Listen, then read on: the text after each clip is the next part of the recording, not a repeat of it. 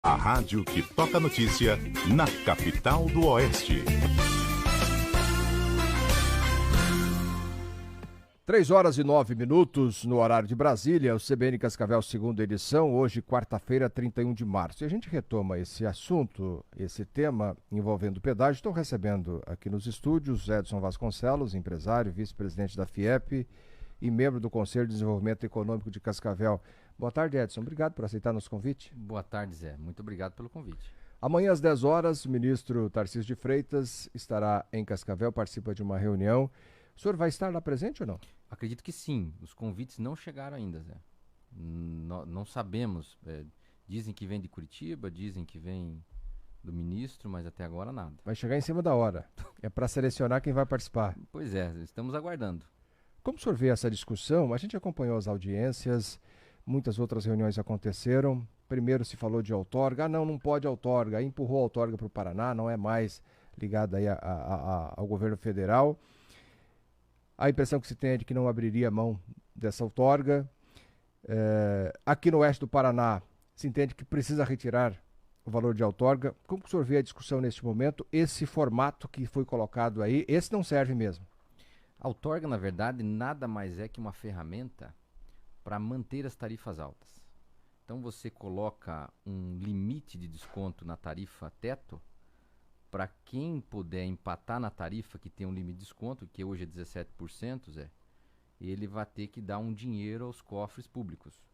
E claro que o ministro já falou que a outorga não iria para Brasília, pode vir para o estado do Paraná, mas para nós, usuários, pouco importa se vai para Brasília ou para o Paraná. O que importa é que nós não queremos que vá dinheiro que não seja daquele realmente composto no custo da tarifa para cofres públicos. Não é o objetivo principal do pedágio gerar receita extraordinária aos cofres públicos.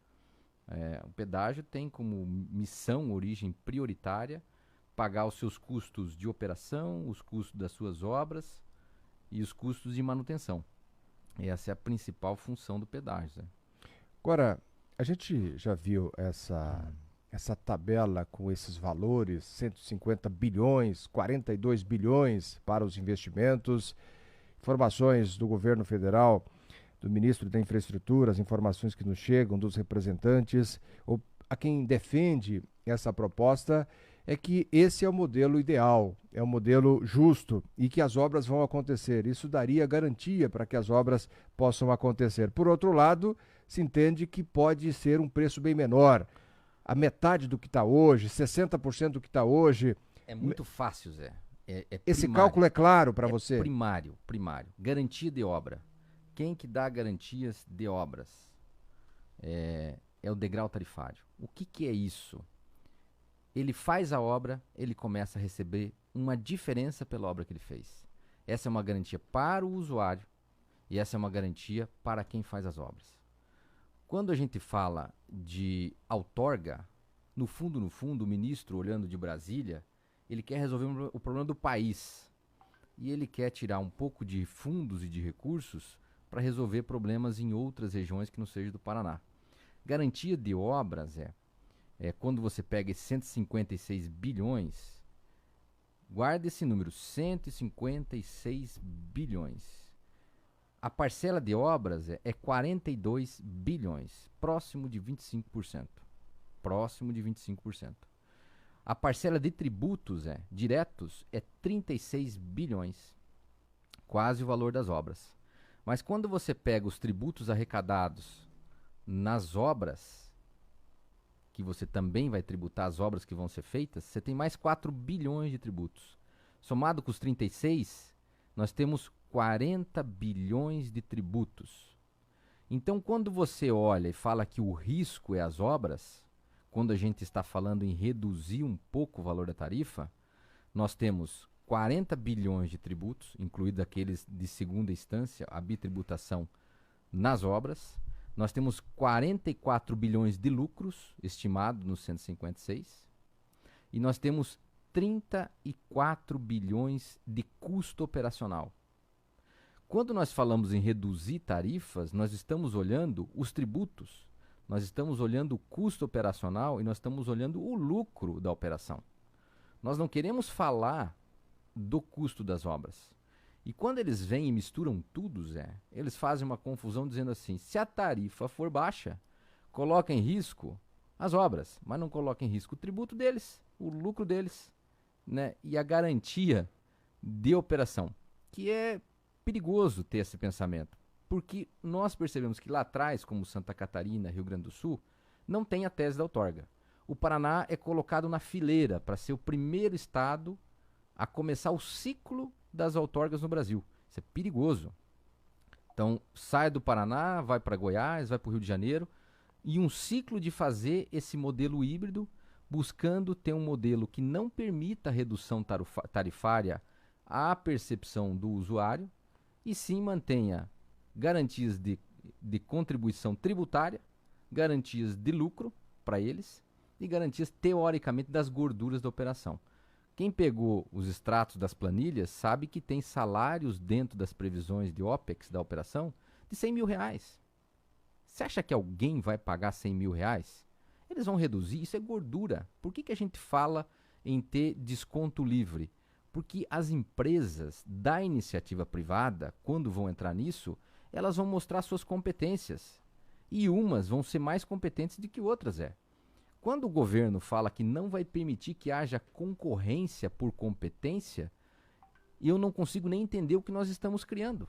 Nós estamos balizando por cima e estamos fazendo com que as empresas garantam tarifas altas, e dizer para nós que tarifa alta garante obras é olhar para o passado e não conseguir entender esse discurso.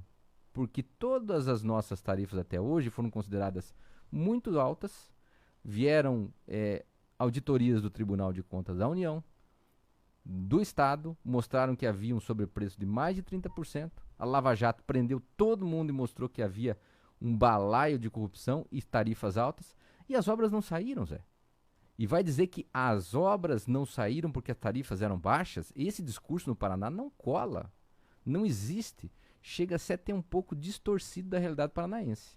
Vilmar encaminha aqui mensagem, muitos ouvintes interagindo conosco. Vilmar diz o seguinte: precisamos colocar os tratores nas rodovias para chamar a atenção se necessário for. O Sandro, ele diz o seguinte: ouvindo o Vasconcelos falando, dá a impressão de que esse povo está com malandragem nessas planilhas. Ele coloca aqui. Não seria malandragem, seria para levar vantagem, é isso? Qual que é a sua opinião, Edson? A minha opinião é o seguinte, nós temos... Porque corrupção nesse governo, para a gente ser sincero, que o governo Bolsonaro não tem tido muita informação de alguma estratégia nesse sentido. O Tarcísio de Freitas é considerado um homem inteligente, habilidoso, não é? Não haveria, não dá para pensar em alguma coisa que... É ponto de vista, O governo sem dinheiro, ele, ministro do ministério sem recurso, ele nunca vai ter a visão do usuário. Ele quer arrecadar o máximo de recurso e resolver o máximo de problema que ele pode resolver. Uhum. Ah, ele é bom, ele é ruim por causa disso, ele está na Não dele. trata-se de desvio de malandragem, é para poder fazer uma gestão e esparramar isso aí para outros pontos. Mas veja só, ele, na tese, ele entende que cria um ciclo virtuoso de tomar dinheiro de quem pode e dar para quem não pode. Mas tem que entender o seguinte, existem as peculiaridades. Falar que nós vamos nivelar o quilômetro rodado, o custo da tarifa do quilômetro rodado no Brasil todo, que é a meta deles chegar próximo de R$10 cada 100 quilômetros, é perigoso, porque o oeste do Paraná é diferente da capital do Paraná, dentro de um estado. Então isso não pode ser avaliado, na minha percepção, neste vasto país que nós temos, desta forma. Outra coisa, a outorga, ela é perigosa. Ela é uma busca em retirar algo que a União que diz que já investiu da iniciativa privada para colocar nos cofres públicos.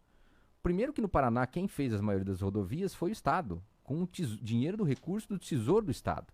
A 277, a maioria das BRs foram feitas assim. A nossa 369, a nossa 467, a maioria foram feitas com recurso do Estado.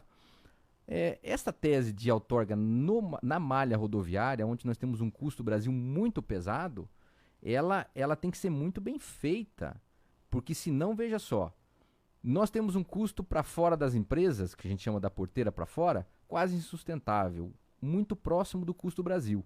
Se você faz uma expansão da malha rodoviária pedagiada, que é uma dos pilares do ministro Tarcísio, que é passar o máximo de ativos da União para a iniciativa privada, é uma forma de resolver.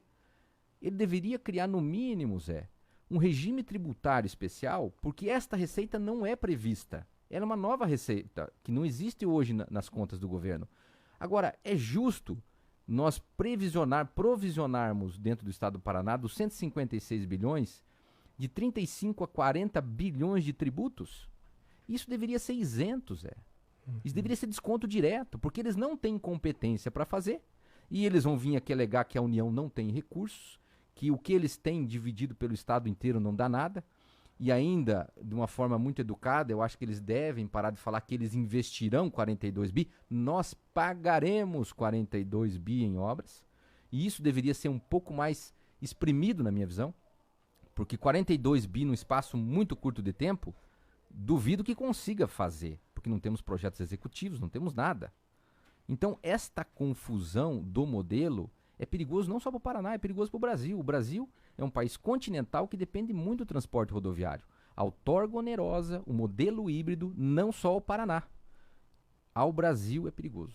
O Carlos encaminha aqui uma pergunta, ele diz o seguinte, continua digitando, ele diz o seguinte: essas concessionárias que estão aí estarão participando. Houve aquele acordo de leniência e elas podem participar. De repente, com a experiência, poderiam até levar vantagem, é o que o Carlos pergunta, daqui a pouco você responde, Edson, e ele faz referência também aqui ao valor, tá aqui, 42 bilhões. Esse dinheiro será tomado emprestado e as empresas estarão pagando depois com juros. Então esse dinheiro vai ficar acima dos 42 bilhões. Talvez não seja por isso que eles querem ter lucros exorbitantes. As observações do Carlos. Aí que entra a tal da taxa interna de retorno, que eles tanto falam, da tal da TIR. Eles buscam no mercado, mas eles recebem do projeto 8%, 8,47% de juros, taxa interna de retorno, de subsídio, para eles terem uma atratividade de buscar o dinheiro. O que acontece? Como o dinheiro está barato, eles estão buscando bem abaixo dos 8,47. E eles estão ganhando um pedaço ainda desses 8,47. Esta é a modelagem que o ministro faz, inclusive, garantindo um hedge internacional para eles buscarem capital lá fora, a baixo custo, e que a nossa tarifa ainda tem mais ou menos 5% dela que garante ainda essa variação cambial. É um modelo muito bem estruturado para eles poderem captar recursos lá fora a baixo custo.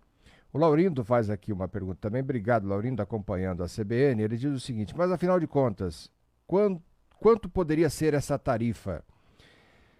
Vamos perguntar aqui para o Edson. Onde é, digamos, R$15, quanto poderia ser essa tarifa? A tarifa é composta por 3 componentes. O custo da operação, é o custo dos diretores, da ambulância, o custo daquele que está na praça de pedágio cobrando.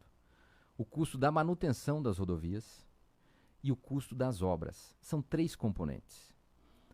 Qual que é o sonho de todo mundo? É um dia chegar como aquela rodovia de Santa Catarina, que é referência para todos, que o custo do investimento das obras, bem dizer, acabou.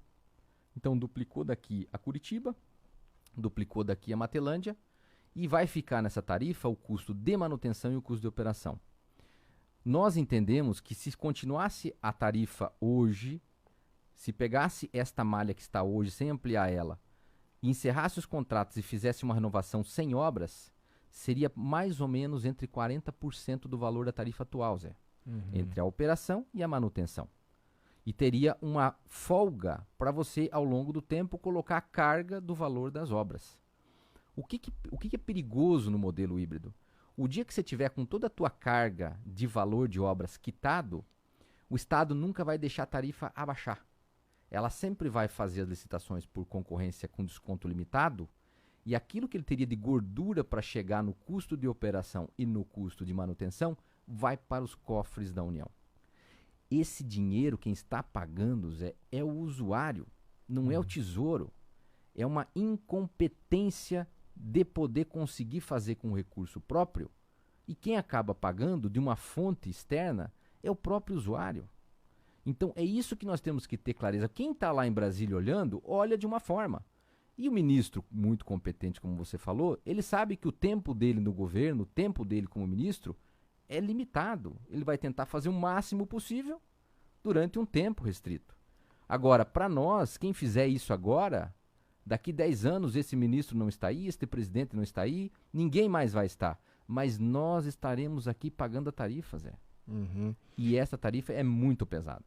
O Cardoso diz o seguinte: se nós tivermos que pagar a conta mais uma vez, pelo menos os impostos poderiam ficar fora e com os ajustes nessas planilhas com redução aí em torno de 50%. Ele faz referência aqui, nós pagamos a conta, nós paranaenses. As obras não aconteceram, mas os impostos Foram aconteceram, cobrados. é isso? Então, de repente, agora, é uma sugestão aqui do Cardoso. Mas essa é uma boa proposta para dar para o ministro. Quando a gente escuta o deputado Ricardo Barros falando de forma eloquente, dizendo que se não há tarifa alta, não há obras, e por que não há um movimento da União em fazer uma modelagem tributária específica para as cancelas? Nada mais justo. Se eles não estão conseguindo colocar nem recurso à manutenção, Zé, não estão conseguindo colocar dinheiro nem para a expansão da malha, por que ver a malha como fonte tributária de receita num país que tem o custo Brasil tão carregado? É esta falha de visão, de ponto de vista, que eu acho que está errado. Nunca vou falar que tem corrupção ou má fé, mas é que quem olha de lá não vai conseguir olhar daqui. Nós nunca vamos conseguir olhar da mesma forma que ele olha. E não tem como a gente olhar da forma que ele olha. Nós precisamos olhar da forma de quem já pagou e de quem vai ficar aqui pagando por mais 30 anos. E gostaria demais que ainda houvesse subsídio da União para a parte das obras. E que também, quando fosse licitado, a gente pudesse economizar o máximo desses 42 bi e ainda houvesse a economicidade vindo ao encontro do usuário. Mas é que esta nossa vida, esta nossa visão, parece um conto de fada para eles. Porque para eles é muito mais fácil falar, é gorda a tarifa e vai ser assim e pronto. Nós temos mais 2 minutinhos. Uma pergunta aqui do Herbes Vieira. Boa tarde. O Paraná não deveria ter as mesmas tarifas de Santa Catarina e Rio Grande do Sul? Qual foi a mágica para eles conseguirem tarifas mais baixas? Santa Catarina é tarifa de manutenção? Não necessariamente. Não? Tem alguns trechos que sim, na Litoral Sul.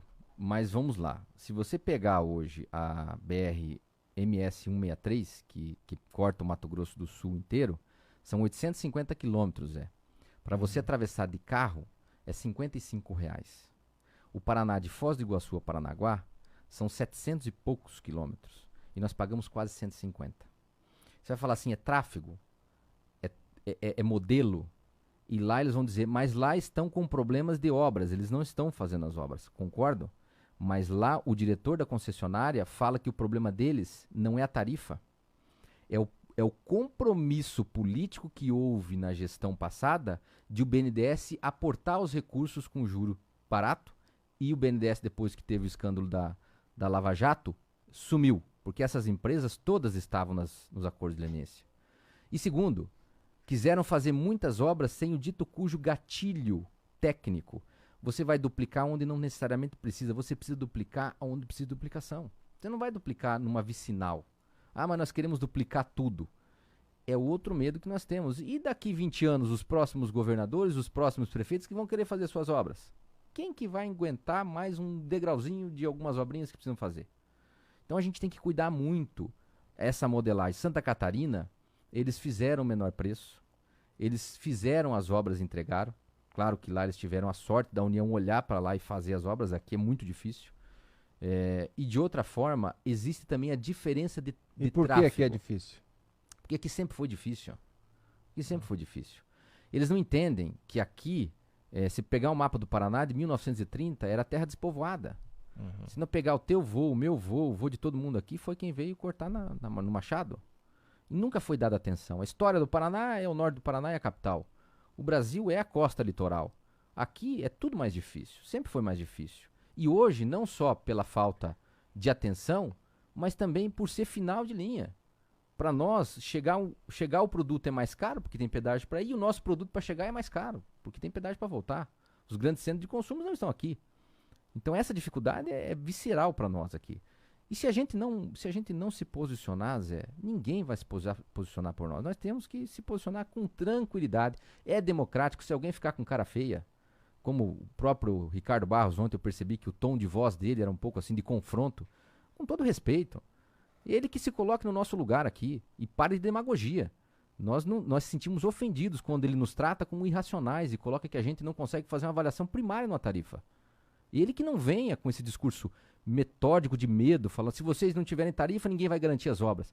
Se não consegue garantir as obras, quem não consegue, que saia do cargo. Que peça para sair. Como é que lá em Santa Catarina agora fizeram da 101? Sem ter o degrau tarifário, sem ter a outorga e tiveram garantia das obras. Que peguem pessoas competentes para fazer análise cadastral, que as empresas que não cumprirem, que sejam pedido caducidade, que tirem elas. É isso que a gente precisa, de seriedade também no cargo. Vamos aguardar essa reunião de amanhã com o ministro da Infraestrutura, Tarcísio de Freitas, às 10 horas na Prefeitura. Edson, muito obrigado pela presença. Obrigado, Zé, pelo espaço. Conversamos com Edson Vasconcelos, vice-presidente da FIEP e também membro do Conselho de Desenvolvimento Econômico de Cascavel, agora 3h29. CBN Cascavel, a rádio que toca notícia na capital do Oeste.